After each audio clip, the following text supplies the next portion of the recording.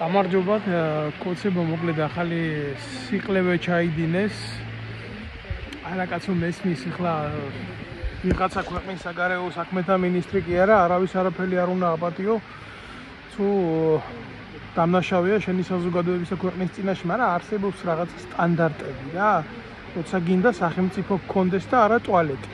მაგალითად ის რომ დიპლომატიური კორპუსის წარმომადგენლებს არავინ არაფერს არ ეუბნება და აქ დიპლომატიური ხელშეკრულება. არა თუ საგარეო საქმეთა მინისტრს, არამედ ნებისმიერ დიპლომატიური კორპუსის თანამშრომელს არსებობს რაღაცა საერთაშორისო სამართალში წესი და კანონი, მაგრამ კოცებში ეს არ არსებობს. და ასე მოიქცნენ, გამიგე?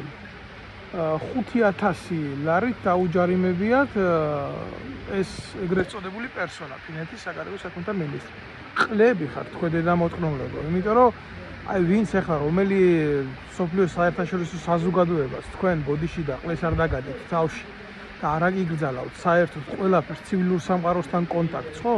აი მართლა ყველაფრის ღირსი იქნებიან თქვენგან. მეტი ახლა რა კომენტარი უნდა გააკეთო ამაზე ცივილურ სამყაროზე მართლა და ყველაფერი ამის მერე გაეროში რომ მიდიხართ და გაეროში რომ ჯდებით გერმანია რო იყო, რაც ისე გერმანია იმას რო ყავდა საგარეო საქმეთა მინისტრი, გამიგე? იმას არ ეხებოდა არავინ. მიუხედავად იმისა, მთელი სოფლიოს მიერ დაგმობილი იყო ნაციზმი, ხო? ყველამ კარგად იცით.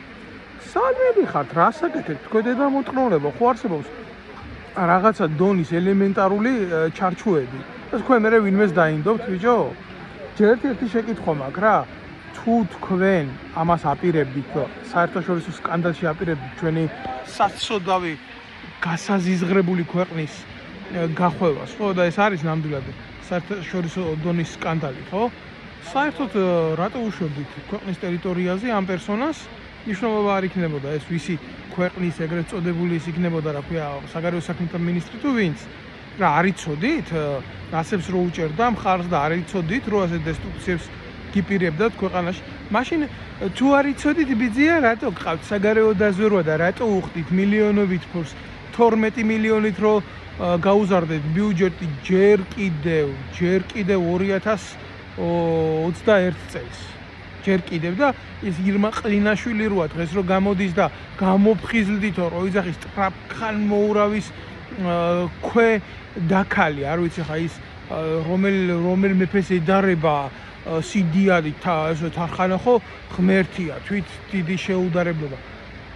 ხო 12 მილიონით რო გაუზარდეთ საგარეო დაზვერვას ხელფას 12 მილიონი რო დაარტყით თავში თუ მეტი იყო, ახლა ალბათ შეიძლება მეტია, ინფლაციაო და გაუზდით. მაშინ რას გიკეთებთ ეს? რატო არა ინფორმირებს თქვენ უწყებებს რომ ესა და ეს ყოფილი პერსონა ან ესა და ეს წარმომადგენელი ადამიანი ასე და ასე აპირებს ამას და ამას აპირებს და რატო ყავთ? ვის უხდით? იმ სუჯაშვილებს და იმას გამოყლებულ სუჯაშვილებს და იმას ფულს რო უხდით და სინამდვილეში თქვენს საწინააღმდეგო იდეისთვის განწყობილ ადამიანებს დესტრუქციებს რო უწყობდა ევროპაში და ცდილობდა მათთვის დესტრუქციები გაეკეთებია, აი ჩემნაირი ადამიანებისთვის, არანაცებისთვის. ნაცებს თქვენ ფუთავთ და ინახავთ და კიდე ბევრს შეინახავთ. ეს ყველაფერი ახლა რაც დაიწყეთ მაგაც წინააღმდეგ, ესა ყველაფერი კონცერტი, რაც უნდა გაეკეთებიათ 2012-ში, იმის გაკეთებას ცდილობთ ახლა თავის გადაჭრა, თორე ჩემი ყლები რაფერს ვერ გადაისჩენ. და რაც შეეხება ამას, რაც გააკეთეთ რა, სუვერენული ქვეყნის საგარეო საქმეთა მინისტრთან, ის შეიძლება უარესის ღირსიც იყო, მაგრამ თქვენ უნდა იფიქროთ, რომ თქვენ მარტო არ ახართ ბიჭო, აქ არის საქართველოს სახელმწიფო და მისი ავტორიტეტი მსოფლიო ფარგლებს გარეთ, თქვენ არ შეგიძლიათ მაგის ფიქრი, თქვენთვის მარტო ბიძინაა მოსავალი წერტილი. აი ეგ ბიძინას მსახურება მოგიტყავთ დედისტრაკს. საბოლოო ჯამში ისე დარჩებით, მარტო პადმასკოვიაში გექნებათ თავისუფალი ჩასვლის უფლება და იქაც არ გექნებათ. იმიტომ იქაც ბევრს არ რევასებთ. აი ეგა სიმართლე რა. აი ეს მინდოდა კომენტარი გამეკეთებია და რა ვიცი, აი შეინახეთ და იარეთ გაეროებში და იმაში.